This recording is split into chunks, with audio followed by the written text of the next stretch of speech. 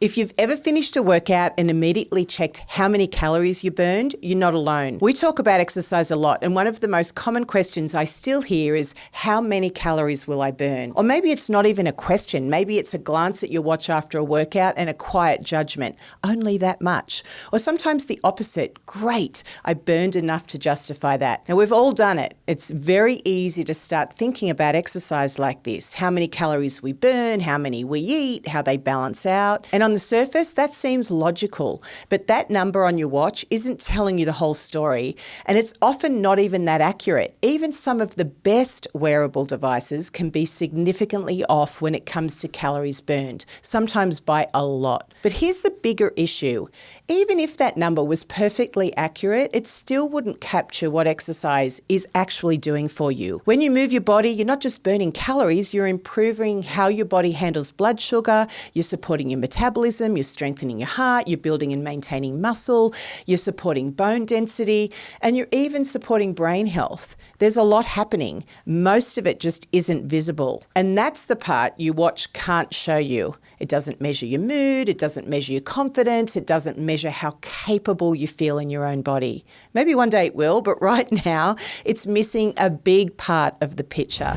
And if you're starting to think about exercise a little differently, but you're not quite sure what that looks like in practice, that's exactly why we built Mosa On Demand. It gives you structured workouts you can follow on your schedule, so you're not chasing a number, you're building something over time. We'll link that below. Because when we focus too much on calories, it's easy to slip into a reward and punishment mindset. I burned this, so I can eat that. Or worse, I didn't burn enough, so that workout didn't count. Exercise was never meant to work like that. It's not punishment for something you ate, and it's not something you have to earn your way out of later. And this is where it can start to affect how we show up. And when exercise becomes about a number, it becomes very easy to do nothing if the conditions aren't perfect.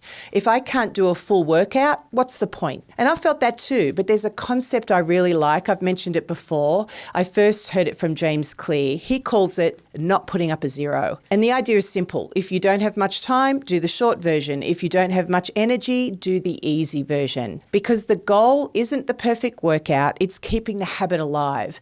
And when you take the focus off the number, that becomes a lot easier to do, because there really is no such thing as a bad workout ever. The value of a workout isn't just in what happens during it, it's what happens after.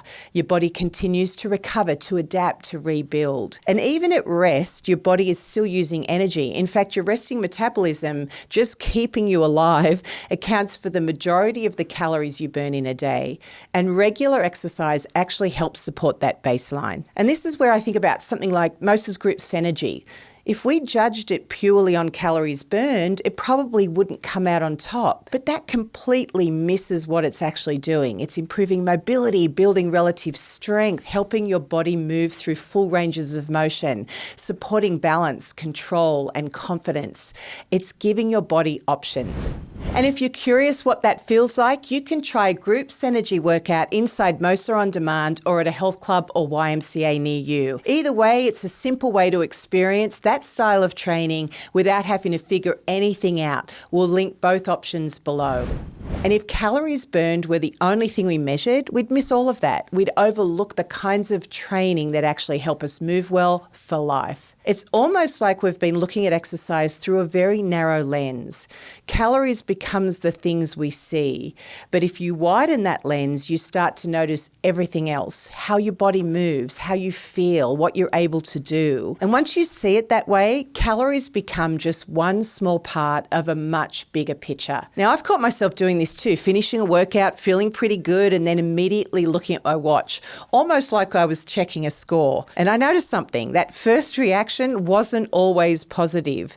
Sometimes it was just a small moment of, that's it. And I remember thinking, why am I letting that one number decide how I feel about something that was actually good for me? So I started to step away from it, not looking. Because when I really paid attention, I was completely overlooking how I actually felt. Sometimes I felt more mobile, more open, more capable, in a better mood. And none of that was showing up on my watch. A workout isn't valuable because of what it burns, it's valuable because of what it builds.